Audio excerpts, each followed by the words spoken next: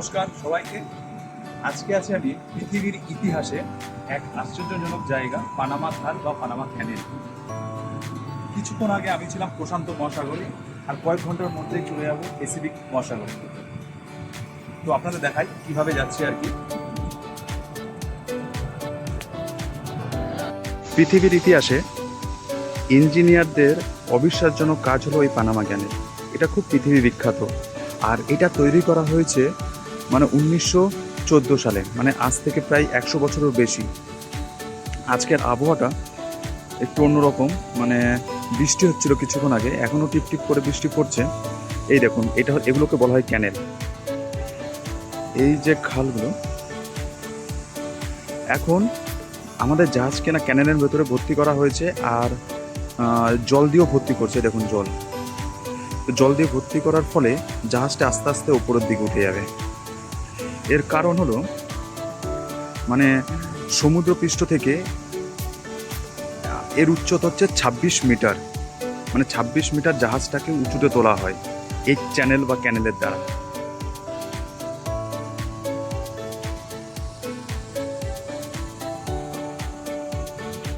যেটা আমি বলছিলাম আর কি, আমরা এখন যাচ্ছি প্রশান্ত মহাসাগর থেকে আটলান্টিক মহাসাগরের দিকে। আর এটা যেতে সমুদ্রপথে সময় লাগে, সমুদ্রপথে তার রাস্তা হচ্ছে মিনিমাম 18,000 কিলোমিটার। আর সেটাকে কমানোর জন্য আজ থেকে প্রায় 100 বছর আগে ইঞ্জিনিয়াররা এই পানামা ক্যানেলটি তৈরি করেছে। আর এই পানামা ক্যানেলটি তৈরি করতে সময় লেগেছে আপনার 10 বছরেরও বেশি।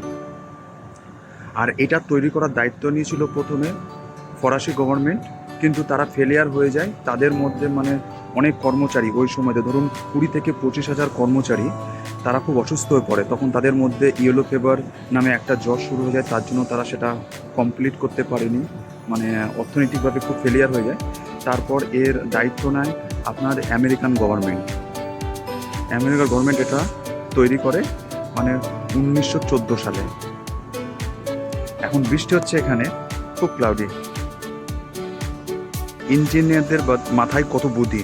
তারা ওই 18,000 কিলোমিটারটাকে কম করার জন্য পাহাড়ের উপর খাল কেটেছে। এই যে দেখা যাচ্ছে পুরো জলাশয়টা, এটা কিন্তু মানুষের তৈরি জলাশয় পুরো। তারা 18,000 কিলোমিটারটাকে পাহাড় কেটে মাত্র 18 কিলোমিটারে নিয়ে এসেছে, মাত্র 18 কিলোমিটার। আবার দেখুন দুপাশে যে রেলগাড়ির মতো ইঞ্জিন দেখা যাচ্ছে, এই যে এই পাশেও রয়েছে, এই ইঞ্জিনটা রেলগাড়ির মতো। এগুলো কিন্তু খুব পাওয়ারফুল। এগুলো জাহাজটাকে দুদিক থেকে ব্যালেন্স করে রাখছে, জাহাজটা যেন কোনো প্রকারের হেলে দুলে না যায়। এর অনেক বড় ইতিহাস, অনেক। আপনারা যদি ইন্টারনেটে সার্চ করেন তাহলে বুঝতে পারবেন।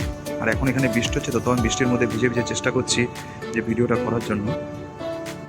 দূরে যে স্টেডিয়ামটা দেখা যাচ্ছে আজকে একদমই খালি। এই কারণ হলো বৃষ্টির জন্য মানুষজন আসতে পারেনি, তা না হলে মানুষজন দেখার জন্য আসে। এখানে টিকিট কাটতে হয়। লাস্ট টাইম যখন আমি এখান থেকে আটলান্টিক থেকে প্যাসিফিকে যাচ্ছিলাম, তখন দেখতে পেয়েছিলাম যে অনেক মানুষজন এখানে ভিড় করেছিল।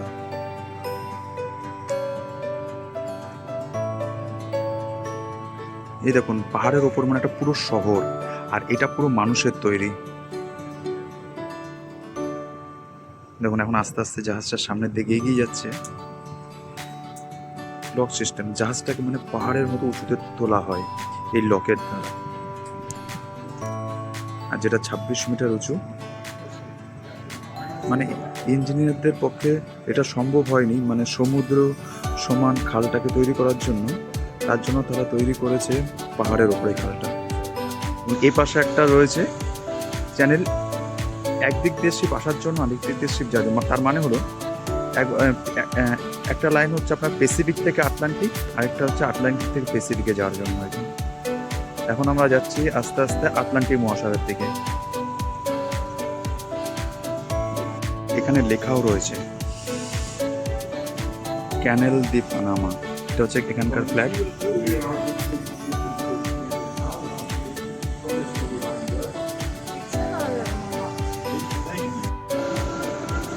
যখন আমি আটলান্টিক থেকে প্যাসিফিক মহাসাগরের দিকে যাচ্ছিলাম তখনও চেষ্টা করছিলাম একটা ভিডিও করে দেখানোর জন্য, কিন্তু জাহাজে কাজ করার পরে আর সময় পাইনি আমি সে ভিডিওটা করার। তো ভাবলাম যে এবার চেষ্টা করি।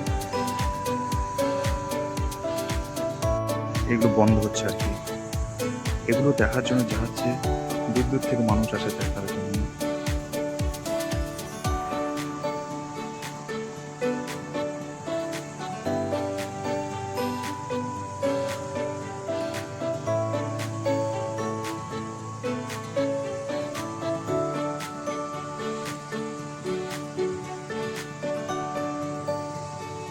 এবার দেখুন বন্ধ হয়ে গেছে পুরোটা।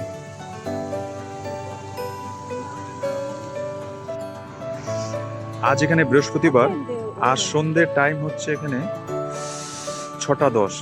সেই সকাল থেকে শুরু হয়েছে আমাদের ক্রসিং, অলমোস্ট হয়ে গেছে। এই দেখুন,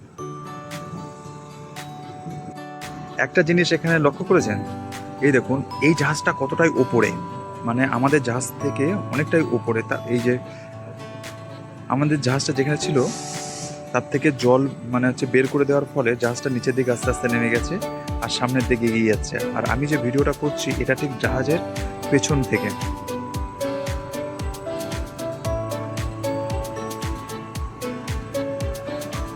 এই দেখুন, যে ইঞ্জিনগুলোর কথা আমি আগেও বলেছি, এই ইঞ্জিনগুলো মানে জাহাজের ব্যালেন্স ঠিকঠাক রাখে। দুই পাশে রয়েছে